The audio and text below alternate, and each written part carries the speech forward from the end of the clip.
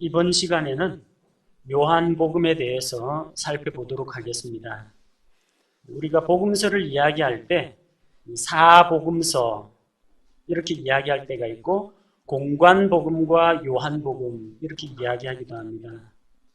공관복음은 마태복음, 마가복음, 누가복음을 공관복음이라고 합니다.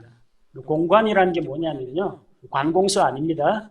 공통, 한 가지 공자, 관은 볼관자입니다. 똑같은 관점으로 본다라고 해서 마태, 마가, 누가를 공관복음이라고 합니다. 요한복음은 조금 별도로 떨어진 독특한 복음이라는 거죠. 그럼 공관복음에서 공관이 뭐냐면 예수 그리스도의 그런 사역, 일대기를 다룬다 그런 이야기입니다. 예수 그리스도의 전 생애를 다루는 것이 공관복음입니다. 요한복음은 뭘 다루느냐? 예수님께서 나고 성장하고 사역을 한 이 과정을 어떤 역사적으로 다루는 것보다도 예수님이 누구신가? 어떤 분이신가?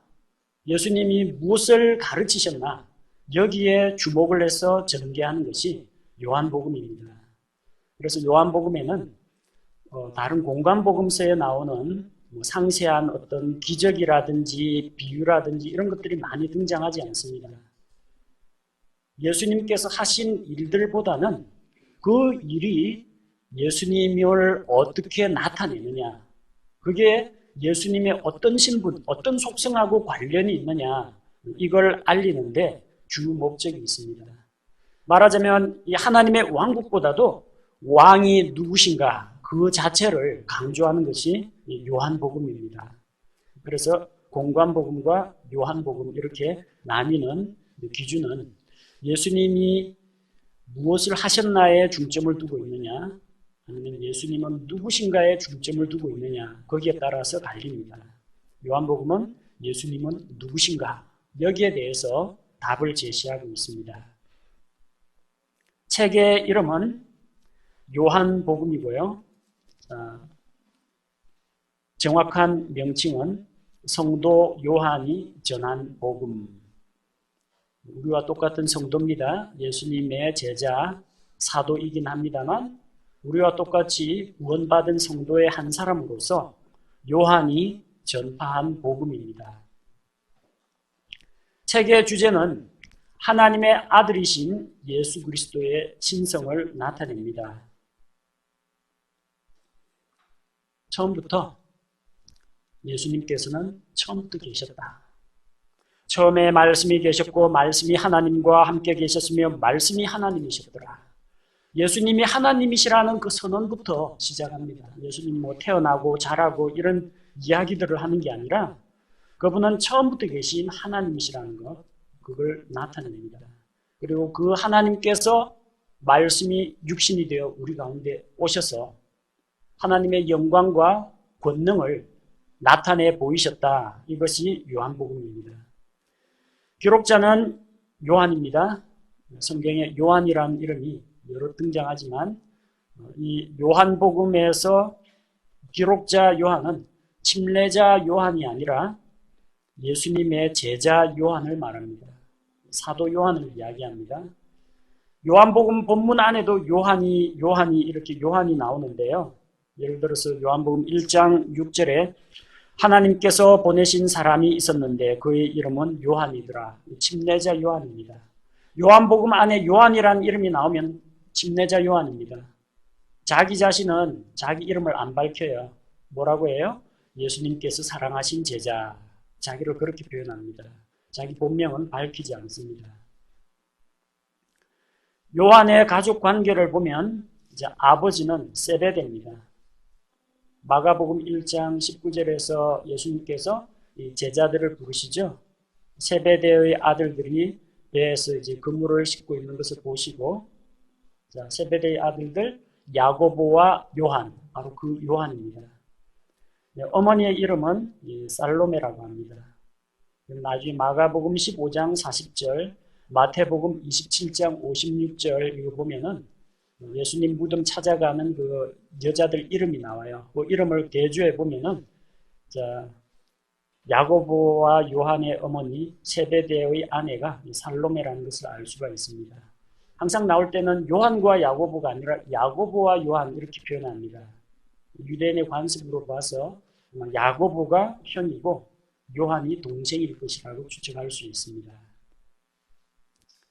이 세베대는 이 배와 일꾼을 거느리고 있는 그런 선주입니다.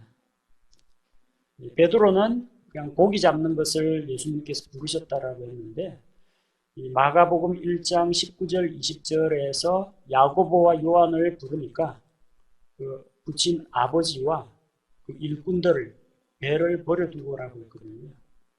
세베대 밑에서 일하는 어부들이 있었다는 거죠. 지금도 마찬가지지만 남의 배 얻어 타고 다니면서 고기 잡는 사람하고 배가 여러 척 있어가지고 어부들한테 세뇌 줄 수 있는 사람은 신분이 다릅니다. 집안이 상당히 부유했고 또 요한은 다른 제자들에 비해서 고등 교육을 받았다는 것을 알 수가 있습니다. 그리고 이렇게 돈이 많다 보니까요, 대제사장하고도 연줄이 다 있습니다. 대제사장이 아무하고나 친하지 않죠. 대제사장은 주로 그 당시에는 바리새파 사람들은 성전 예배가 타락했다라고 해서 가까이 하지 않습니다. 그 사람들은 회당에 가서 말씀을 강론합니다. 성전을 장악한 자들은 누구냐면 사두개인들입니다.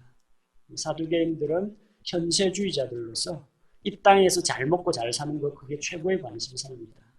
타락한 그리스 문화를 받아들이고요, 외세와 손을 잡고 외세에게 돈을 주고 제사장직을 사고, 그리고 자기들 본전을 뽑기 위해서 성전 안에서 장사하는 것들을 허용해주고 이러는 사람들을 돈 많은 귀족층들이 사두개인들이고, 사두개인 출신들이 그 대부분 성전을 장악했어요. 그런데 그 사두개인들이 누구하고 친하겠어요? 세리나 창녀 이런 천한 사람들은 상대를 안 합니다. 돈 많은 부유한 집안 사람들을 상대를 합니다. 뭘 보면 알 수 있느냐면요, 베드로가 예수님 따라가다가 들어가는데 막혔어요. 못 들어갔어요. 근데 다른 한 제자는 대제사장의 뜰까지 들어갔어요. 그래서 먼저 들어간 그 제자가 베드로를 들어오게 해줍니다. 이게 누구냐는 거죠. 예수님 제자 가운데서. 설마 세리인 마티아스를 리는 없고, 그렇다고 이 외세와 결탁한 사람이라면 이를 갈고 있는 열심당원 시몬이었을 리도 없고, 아마도 부유한 층에 있던 요한이었을 것이라고 추정을 합니다. 그리고 베드로는 거기서 하속들하고 대제사장의 종들하고 이 한 구석에서 모닥불 피워놓고 불을 쬐고 있었는데, 이 사람은 대제사장의 뜰에까지 들어갔어요. 이 제자는. 예수님이 대제사장의 뜰에서 신문을 받으시는 이야기니 빌라도의 법정에서 있었던 그 상세한 이야기를 요한복음에서는 여러 장에 걸쳐가지고 자세히 표현하고 있습니다. 물론 보지 못한 사건도 하나님께서 계시의 말씀으로 딱 알려주시면 알 수가 있겠지만, 하나님께서 그의 경험과 그가 보고 들은 것을 사용하셔서 성경을 집필하신다는 것을 생각할 때는 이 대제사장의 뜰까지 마음대로 갈 수 있는 제자라면 아마 요한 본인일 것이라고 성경학자들이 추측을 합니다. 자, 거주지는 베세다, 갈릴리 호수 인근에 있는 베세다에 있었고요. 뒤에 예루살렘으로 이사를 갑니다. 북쪽 갈릴리 지방에서 유대인들의 정치, 종교, 문화의 중심지인 예루살렘으로 오게 됩니다. 그래서 예루살렘 교회에서 기둥 같은 존재가 있죠. 베드로와 야고보와 요한, 이런 제자들 가운데 한 사람, 예루살렘 교회의 중심 인물이었습니다. 물론 나중에는 박해를 피해가지고 에베소로 피난을 갑니다. 성격은 이 다혈질입니다. 확 하면 이 감정, 분노, 이 컨트롤이 잘 안 되는 사람이에요. 오죽하면 예수님께서 마가복음 3장 17절에서 보아너게 천둥의 아들들이라는 별명, 하도 그냥 불같은 성질이라서 그런 별명을 붙여줬습니다. 앞서 우리 누가복음 다루면서 이야기했는데, 예수님 사마리아로 지나가려고 할 때 사마리아 사람들이 예수님께서 예루살렘 방면으로 가신다는 걸 알고 통과를 안 시켜줍니다. 그때 요한이 나서서 이야기하죠. 예수님, 우리가 하늘로부터 불이 내려와서 저들을 불살라 버리라고 기도하기를 원하십니까? 저런 사람들은 불태워 죽였으면 좋겠다는 거죠. 예수님께서 자신이 오신 것은 사람들을 멸하러 온 것이 아니라 구원하러 왔다는 것을 말씀하시면서 꾸짖으시고 깨우쳐 주십니다. 또 자기들이 사역을 하고 있는데 예수님 정식 제자가 아닌 자들이 주님의 이름으로 마귀들을 내쫓는 그런 일들을 보고 자기 12제자만 그런 권능 받은 줄 알았는데 예수님 이름으로 그들도 사역하는 것을 보고 금지시켰다고 했습니다. 그래서 자기들은 좀 특권의식, 우월감에 젖어 있었고 12제자를 제외한 다른 제자들에 대해서는 좀 멸시하고 또 그들이 사역하는 것에 대해서 시기심도 가지고 있던 그런 사람이었습니다. 제자들 가운데서 누가 가장 크냐? 이 문제 가지고 또 분쟁이 일어났었죠. 그 분쟁 가운데 또 누가 있었습니까? 야고보와 요한이 있었습니다. 나중에 예수님께서 왕국을 세우신다고 했는데 그 왕국에서 예수님이 왕되면 로마 정권 몰아내고 예수님이 왕으로 앉으시면 다윗의 왕좌에 앉으시면 예수님 오른팔, 왼팔 한 자리씩 차지를 해야 되겠는데 아무리 봐도 야고보 하나, 요한 하나 이렇게는 안 돌아올 것 같아요. 제일 강한 라이벌이 있어요. 베드로가 버티고 있어요. 베드로는 확실히 들어갈 것 같고 둘 중에 하나는 떨어져야 되는 거예요. 야고보와 요한 둘 중에 하나는. 그래서 어떻게 합니까? 치맛바람을 동원합니다. 자기 엄마를 데리고 옵니다. 안 되는 것은 엄마 동원해가지고 해결을 하려는 거예요. 세베대의 아이들의 어머니가 예수님께 나와서 무엇을 구하니? 예수님께서 무엇을 구하느냐 하니까 나의 이 두 아이들을 주의 왕국에서 하나는 주의 오른편에 하나는 주의 왼편에 앉게 해주십시오. 청원을 하죠. 다른 제자들이 그 말을 듣고 일제히 시기심이 가득했다고 했습니다. 분노했습니다. 왜? 내가 먼저 말할 걸. 딴 제자들도 똑같은 생각하고 있었다는 이야기예요. 예수님 지금 십자가 달려 죽으려고 하는데 제자들 생각은 누가 한 자리 해먹을 이 생각밖에 없었다는 거예요. 그런 분쟁을 촉발시킨 장본인들이 야고보와 요한이라는 거예요. 남들보다 높아지겠다는 그런 생각을 가졌습니다. 그는 본래 침례자 요한의 제자였습니다. 근데 침례자 요한이 예수님에 대해서 소개했죠. 보라, 세상 죄를 제거하시는 하나님의 어린 양이로다. 예수님께서 지나가시는 것을 보고 자기 제자들과 함께 있다가 보라, 하나님의 어린 양이로다 하니까 요한복음 1장에서 그 말을 듣고 따라갑니다. 침례자 요한의 제자 몇 사람이 따라갔는데 그 가운데 요한 자신도 들어있었을 겁니다. 그래서 예수님과 같이 그날 하루 동안 시간을 보내고 예수님의 제자가 됩니다. 이것이 예수님과의 첫 만남이었다고 볼 수가 있습니다. 요한복음 1장에서 침례자 요한의 추천을 받아가지고 어떻게 보면 자기 기존 스승을 좀 떠났다, 배반했다 그렇게 볼 수 있지만 요한은 전혀 시기 질투하지 않습니다.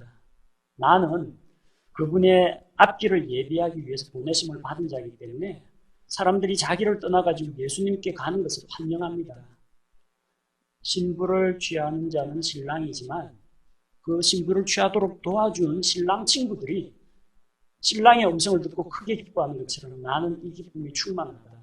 그분께서는 흥하셔야 하겠고 나는 취하여야 하리라. 이런 자세로 제자들을 다 보내줍니다. 그래서 다른 복음서에 보면은 야고보와 요한이 배에서 이 그물 싣고 있는데 나를 따르라 하니까 예수님을 따랐다고 되어 있죠. 좀 이해하기가 좀 힘들 겁니다. 생판 보지도 못한 사람이 나를 따르라 하는데 따라갈 사람이 어디 있겠어요. 사전에 예수님과 먼저 시간을 보내는 그런 경험이 있었다는 얘기입니다.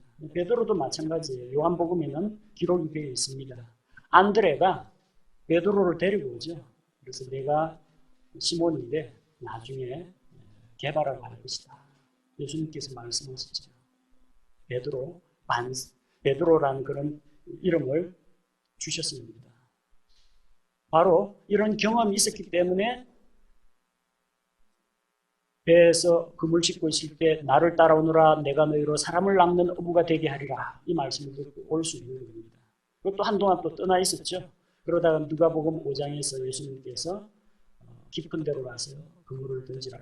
그때 베드로가 주여 나를 떠나소서 하면서 그분의 제자가 되는 걸 볼 수 있습니다. 그러니까 제자들을 부르신 것이 한번 부르니까 그 사람들이 최면에 걸린 것처럼 이끌려온 그런 일은 아니었다는 거죠. 충분히 주님을 만나고 교제 나누면서 그분이 어떤 분인지 이런 사귐의 시간이 먼저 있었다는 겁니다. 자, 그는 예수님 십자가 밑에까지 따라간 제자입니다.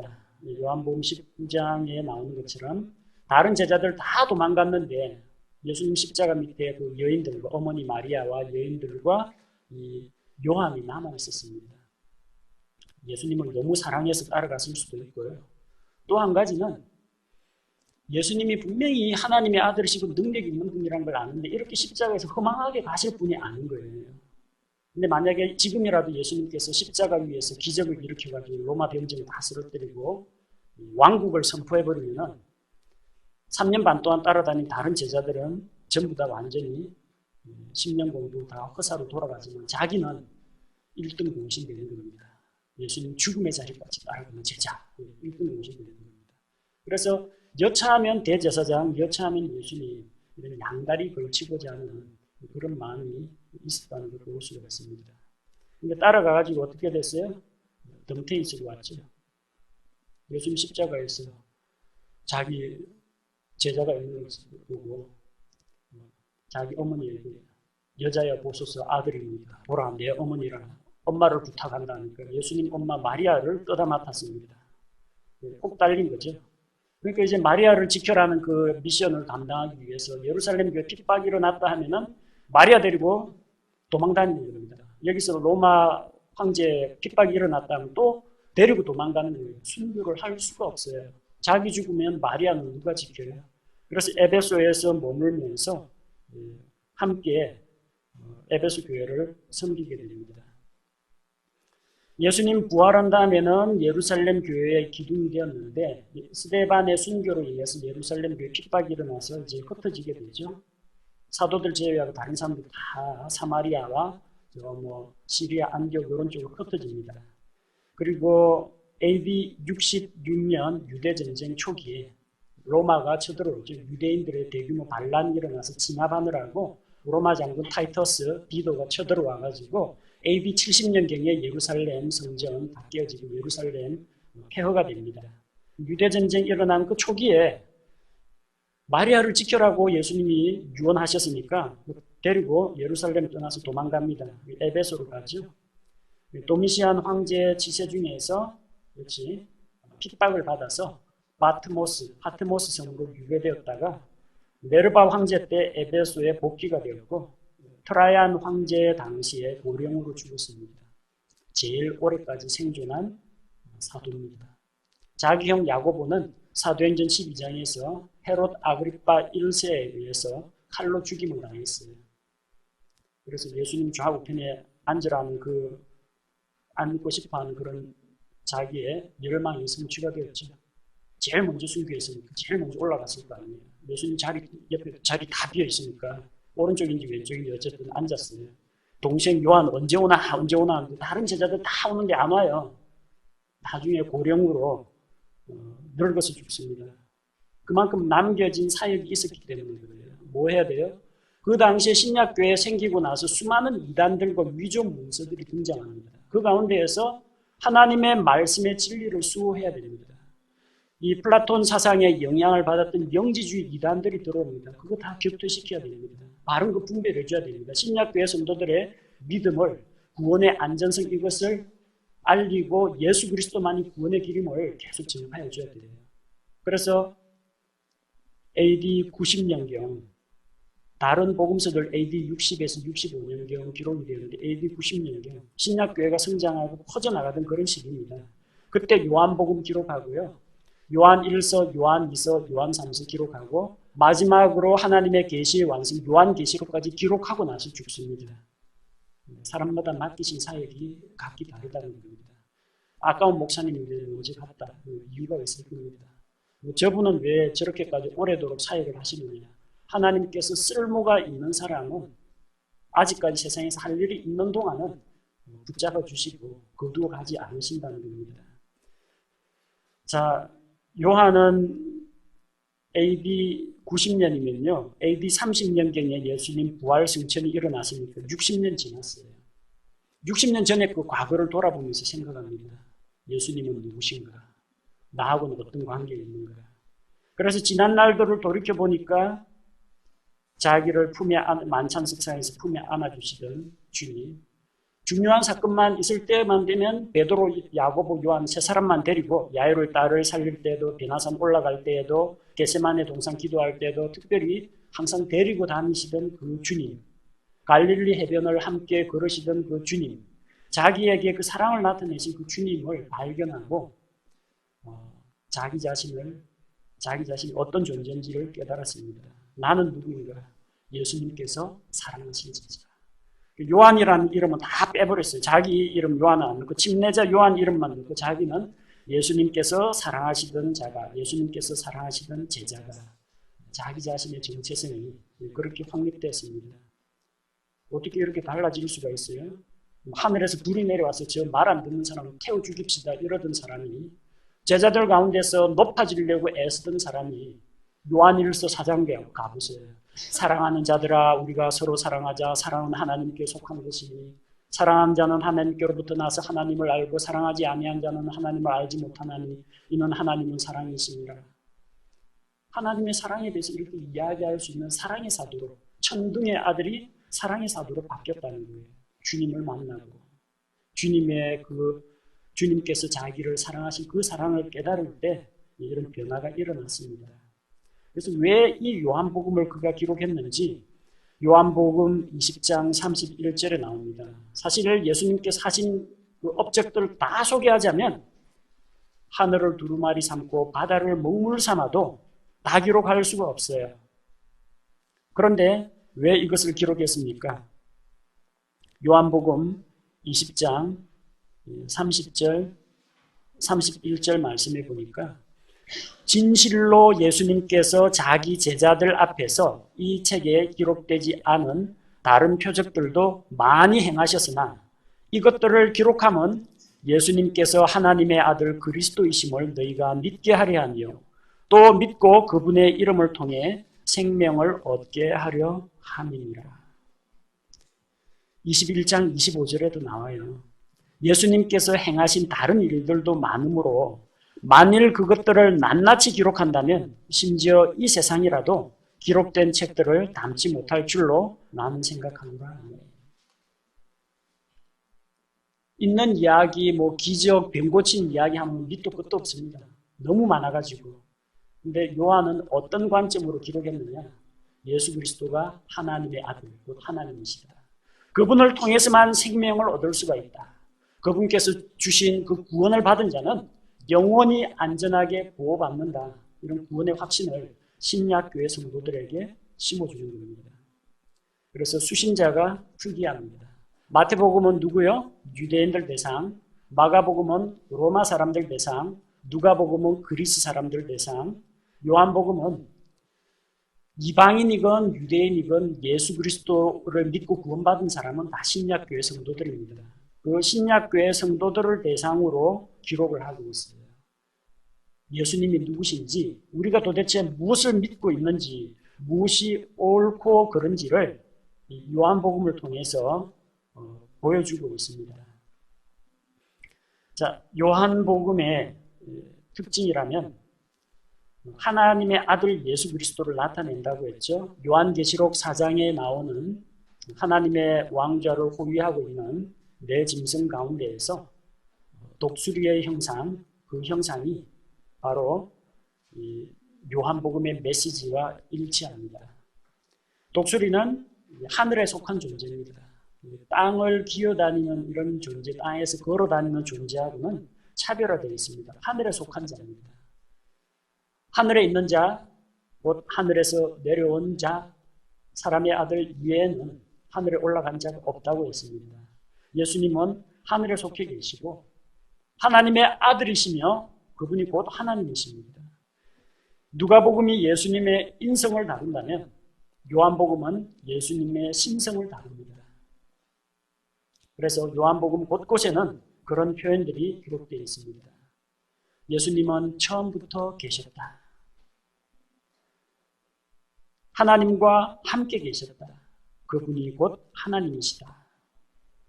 그리고 요한복음 1장 3절처럼 모든 것이 그분에 의해 만들어졌다. 예수님이 창조주가 되신다. 그 말씀이 육신이 되어 우리 가운데 오셨다. 아무도 하나님을 본 사람이 없지만 아버지 품속에 계신 독생자, 바로 그분께서 하나님을 나타내셨다. 나와 내 아버지는 하나이니라. 내 아버지께서 일하심에 나도 일한다. 나를 본 자는 아버지를 보았거늘 어찌하여 아버지를 보이라고 하느냐. 요한복음 17장에서 영원 전부터 아버지와 함께 영광을 누리시던 그 예수 그리스도, 하나님과 함께 영광을 누리던 그 예수 그리스도에 대한 이야기, 예수님의 신성이 곳곳에서 강조되어 나타나고 있습니다. 요한복음에는 족보가 안 나옵니다. 왜? 하나님은 족보가 없습니다. 하나님은 출생하지 않습니다.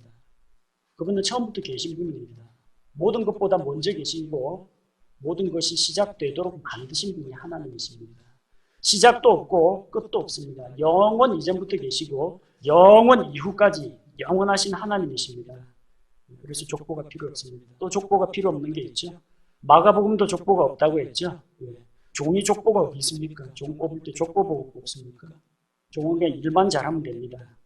그래서 마가복음에는 족보가 없습니다. 족보가 있는 것은 마태복음하고 누가복음만 족보가 있어요. 마태복음은 이분이 정말 왕가의 자손인가, 다윗의 자손인가 증명을 했죠. 누가복음은 이런 놀라운 일을 행하신 분이 정말 사람인가? 사람 맞다. 아담의 자손이다. 한 처녀 마리아에게서 출생했다. 이런 것을 보여주기 위해서 어떤 복음서에는 족보가 들어가고 어떤 복음서에는 족보가 안 들어갑니다. 그 차이점이 어디서 옵니까? 어디서 와요? 수신 대상자가 누구냐? 기록 목적이 무엇이냐에 따라서 달라지는 겁니다. 자, 기록상의 특징을 보면 문서 스타일은 교리서라고 볼 수가 있습니다. 공관복음은 역사적인 사건 중심입니다. 근데 요한복음은 사건 안에 담긴 교리 해설 중심입니다. 예를 들어서요, 오병이어의 기적이 마태, 마가, 누가에도 나옵니다. 요한복음에도 나오죠. 요한복음 6장에서 차이점이 뭡니까? 다른 복음서에서는 예수님께서 기적을 행하사 보리빵 5개와 물고기 2마리로 이렇게 많은 사람을 먹이셨다. 아, 놀랍다. 그겁니다. 예수님 이런 일을 행하셨다는 겁니다. 요한복음 6장에서 이야기하는 것은 그게 아니죠. 내가 하늘로부터 내려온 살아있는 생명의 빵이다. 누구든지 이 빵을 먹으면 영원히 죽지 않는다. 썩어 없어질 양식을 위하여 일하지 말고 썩지 않고 영원한 것을 두고 일을 하라. 누구든지 내 살과 내 피를 먹지 않으면 생명을 얻을 수가 없다. 누구든지 내게 오는 자는 굶주리지 않는다. 그리고 내가 주는 빵은 세상에 생명을 주기 위해서 너희에게 찢고 나눠주는 내 몸이다.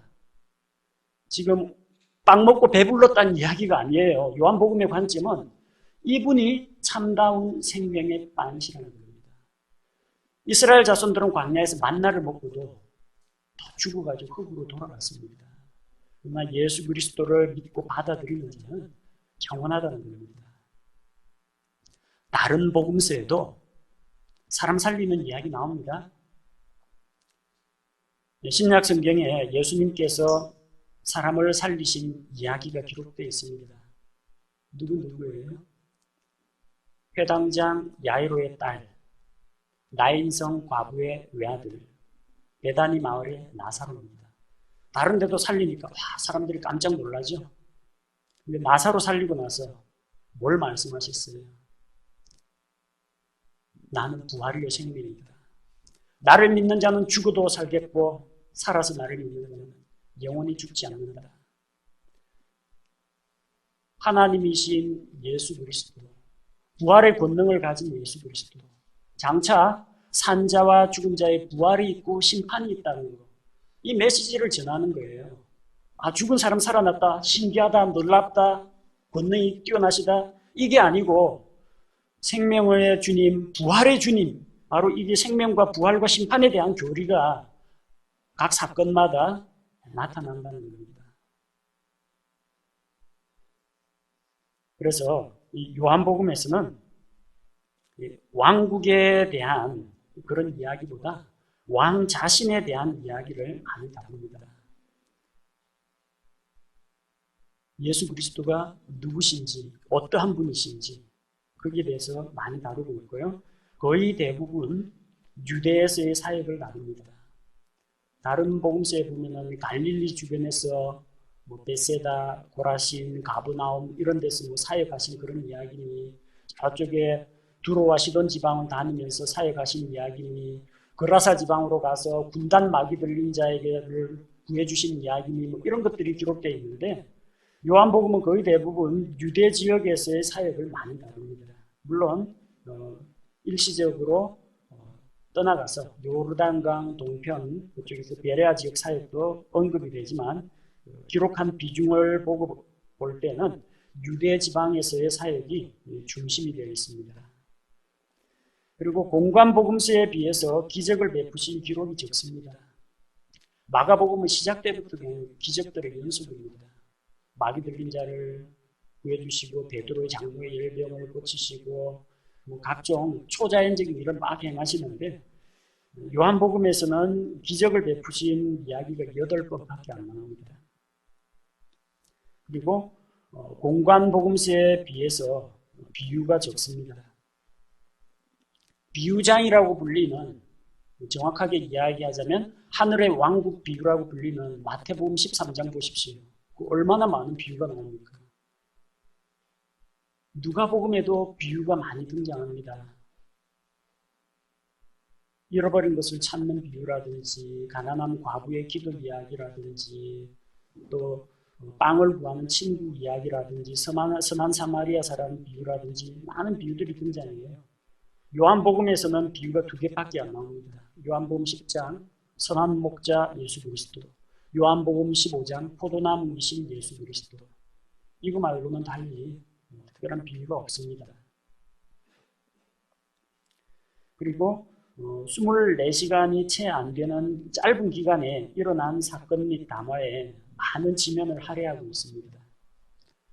요한복음 13장에서 주님께서 만찬석상에서 제자들의 발을 씻기시고, 만찬을 함께 나누시고, 그 다음에 기도하러 겟세마네 동산 가시고, 요한복음 17장에서 주님의 기도, 예수님께서 자신을 위하여, 제자들을 위해서, 앞으로 믿을 사람들을 위해서 기도하시는 이야기 나오고, 그러다가 붙잡혀가지고 대제사장에 들러갔다가 빌라도의 재판정에 섰다가 십자가 죽음 부활, 그리고 부활 이후에 디베랴 바닷가에 7 제자에게 다시 나타나시는 이야기까지, 이 많은 예수님의 사역 후반기 이야기가 많이 나옵니다. 그 중에서 13장에서 19장까지 이르는 그런 이야기는 대단히 짧은 기간 동안에 일어난 이야기인데, 요한은 그것을 일일이 세세하게 기록하고 있습니다.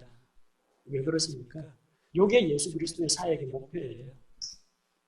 오셔서 섬기는 자로서 제자들을 섬기고, 새 상속 언약을 세우시고, 자신의 피로, 그리고 사람들에게 넘겨져서 십자가의 모진 고난을 당하시고, 십자가에서 죽으시고 부활하시는, 이것이 요한복음의 핵심 메시지이기 때문입니다.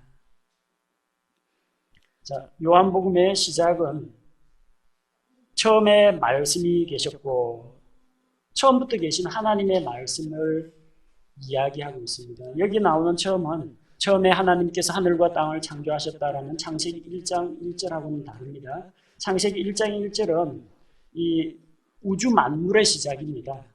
하나님께서 창조 사역을 시작하신 그때부터의 시작을 이야기하고, 요한복음 1장 처음이라는 것은 아무것도 없고 하나님만 계시던 저 영원 이전을 이야기합니다. 그분께서는 처음부터 계셨다는 것, 처음부터 계신 하나님의 말씀, 그분이 우리에게 오셨다는 거죠. 살아있는 하나님의 메시지로 하나님께서 그분을 보내셨다는 겁니다. 그리고 마찬가지로 아버지께서 나를 보내신 것 같이 나도 너희를 세상에 보낸다. 요한복음 20장에서 제자들을 세상으로 보낸다 파송을 하시면서 그들에게 또 다시 오시겠다는 재림에 대한 약속, 성령님을 보내주시는 약속, 이런 것들과 함께 마지막에는 베드로와 요한을 데리고 디베랴 바다 갈릴리 해변을 걸으시면서 내가 나를 사랑하느냐 베드로에게 물으면서 내 양들을 먹이라. 제자들에게 심리학교회를 부탁하시는 것으로 마무리 짓고 있습니다. 다른 복음서에 비해서 자주 나오는 것이 믿음입니다. 이 믿음은 어떤 믿음입니까? 앞쪽에 나오는 복음서에서의 믿음은 어떤 내용이에요? 믿기만 하면은 이것이 이루어질 것이다. 내가 능히 일을 할 줄로 믿느냐? 어떤 기적을 베풀기 전에 그 사람이 정말 주님을 전적으로 신뢰하고 있는가? 병 나을 줄로 믿습니다. 주님께서 도와주시면 제가 눈을 뜰 수 있을 줄로 믿습니다. 이런 믿음이에요. 근데 요한복음에서의 믿음은 어떤 믿음을 이야기해요? 내가 하나님의 아들을 믿느냐? 너희가 내가 그인 줄, 메시아인 줄 믿지 않으면 너희가 너희 죄 가운데 죽을 것이다. 요한복음에서는 구원 얻는 믿음하고 주로 관련되어 있습니다. 예, 기적을 일으키는데도 믿음이 필요하고 병 낫는데도 믿음이 필요하고 구원받는데도 믿음이 필요합니다. 믿음으로 살아가는 데에도 순종하고 살아가는 데도 믿음이 필요합니다. 그러나 앞쪽에 나오는 공관복음서에서 믿음이라는 것은 주님의 능력을 받기 위한, 주님은 다윗의 자손이시요 긍휼이 많으시고 능력이 있으시니 하실 수 있습니다. 이 믿음이라면 요한복음에 있는 믿음은 대부분이 구원받는 믿음하고 관련되어 있습니다. 예수님께서 하나님의 아들이시요 그리스도시요 그분을 믿기만 하면 구원을 받고 영원한 생명을 얻는다. 그건 믿으라는 겁니다. 요한복음 5장 24절에서 내 말을 듣고 나 보내신 이를 믿는 자는 영존하는 생명이 있고 나를 믿는 자는 죽어도 살겠고, 이 믿음은 기적 일으키는 믿음이 아니에요. 구원받는 믿음을 이야기하고 있습니다. 그래서 특별히 요한복음에서 구원에 대한 교리가 많이 나옵니다. 만약 여러분이 복음을 전하고 어떤 사람이 예수 그리스도를 구세주로 영접했다, 혹은 이제 막 신앙생활을 하기 시작한 사람에게 추천할 복음서라면 마태복음 읽다가는 다 나가 떨어집니다. 낳고 계속 해가지고 재미가 없어요. 요한복음을 읽으면 확실합니다. 예수님이 누구신지 나와 있고, 요한복음 2장을 보든지 3장을 보든지, 요한복음 3장 16절, 요한복음 4장 사마리아 여자 이야기를 보든지, 요한복음 5장에서 베데스다 연못의 그 기적을 보든지, 요한복음 6장 생명의 빵을 보든지, 요한복음 10장 선한 목자 이야기를 보든지 다 복음이에요. 그러니까 정말 읽고 예수 그리스도가 누구신지 확실하게 알려주려면 요한복음을 읽는 것이 크게 도움이 됩니다. 요한복음의 구성은 역사적으로 나누기는 힘듭니다만 크게 이런 식으로 나눌 수가 있죠. 예수님의 말씀 사역과 예수님의 구속 사역 두 가지로 나눌 수가 있습니다.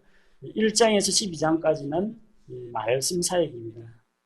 그래서 마지막 주님께서 마지막 초막절, 마지막 장막절을 지키기 이전이 1장에서 6장까지 나옵니다. 그 말씀 사역이 처음부터 말씀이 계셨다. 요한복음 1장 1, 2절에 나오죠. 그 다음에 말씀으로 천지 만물을 창조하셨다. 1장 3, 4절에 나오고요. 그 다음에 사람이 타락한 이후에 그 말씀, 1장 5절에서 13절, 대언자들을 보내고 침례자 요한을 보내서 그분의 말씀을 전하도록 했고, 마침내는 하나님의 말씀이신 예수 그리스도가 말씀이 육신이 되어 우리 가운데 오셨어요. 성육신하신 말씀, 1장 14절에 나옵니다.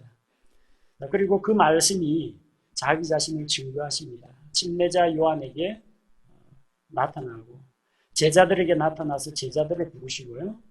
그리고 가나의 혼인잔치를 통해서 능력을 베푸시고 많은 제자들이 믿게 되었습니다. 놀라워한 게 아닙니다. 제자들이 믿게 되었습니다. 그리고 예루살렘, 유대, 사마리아 사람들을 향해서 주님께서 말씀을 선포하시는 것. 예루살렘 성전 청소하시면서 유대인 남자 니고데모를 만나시고 사마리아 여자 만나가지고 자기가 그리스도예요. 구원자라는 것을 보여주셨습니다. 그리고 갈릴리 사람들을 향해서 갈릴리 지방에서 가버나움에서 어떤 귀족의 아들이 병들었는데 그걸 고쳐주시죠. 그래서 그 믿음을 보시고 고쳐주십니다. 자, 또한 예수님은 그 말씀은 배척받으셨습니다. 예루살렘에 가서 베데스다 연못에 있는 38년 된 병자를 고쳐줬는데 이 사람들이 왜 배척했어요? 하나님의 능력이 나타났는데 안식일에 이런 일을 행했다. 율법을 보니까 율법과 안식일 문제에 걸림돌이 되어서 예수님을 배척합니다. 갈릴리 베세다에서 오병이어의 기적을 베푸시고 자기가 생명의 빵임을 선포했습니다. 그런데 사람들이 걸려 넘어졌어요. 왜? 예수님께서 내 살과 내 피를 먹어야만 구원을 받는다라고 했는데 그게 뭡니까? 예수님이 십자가에서 자기 살을 찢으시고 우리를 위해서 대속의 피를 흘려주신다 그 이야기인데 이 사람들은 살과 피를 먹는다고 하니까 유대인 율법의 피를 먹는 것은 금기사항입니다. 율법대로 따지면요. 그 다음에 사람의 살, 인육을 먹는다. 가증스러운 일입니다. 이 사람이 어찌 능히 자기 살과 자기 피를 우리에게 주겠느냐. 많은 사람들이 걸려 넘어져가지고 떠났습니다. 다시는 그분과 함께 다니지도 않았다고 했습니다. 너희도 가려느냐 하니까. 생명의 말씀, 영원한 생명의 말씀 여기 계신데 우리가 어디를 가겠습니까? 제자들만 남았습니다. 그리고 요한복음 7장에서 10장에 장막절과 성전 봉헌절, 수전절이라고 하죠. 성전 회복 기념, 성전 봉헌절에 있었던 이야기입니다. 7장에서 누구든지 목마른 자는 내게로 와서 마시라는 말씀을 선포하셨고요. 8장에서는 간음 중에 잡혀온 여인을 용서하시고 그분께서 세상의 빛이 되심을 선포하셨고 9장에서 날 때부터 눈먼 자를 고쳐주셨고요. 10장에서 선한 목자이신 예수 그리스도 자기 자신을 증언하셨습니다.